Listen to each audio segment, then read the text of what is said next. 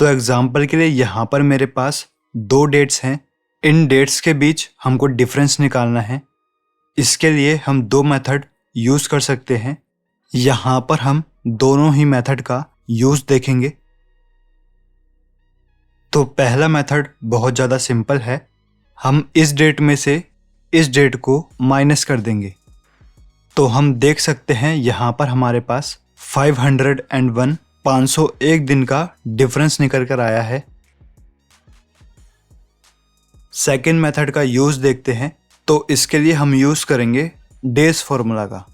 Equal days bracket, सबसे पहले हम एंड डेट को सेलेक्ट करेंगे। एंड डेट है हमारी ये, कॉमा लगाएंगे। इसके बाद अपनी स्टार्ट डेट को हम सेलेक्ट करेंगे। स्टार्ट डेट है हमारी ये, ब्रैकेट क्लोज करेंगे, एंटर प्रेस करेंगे।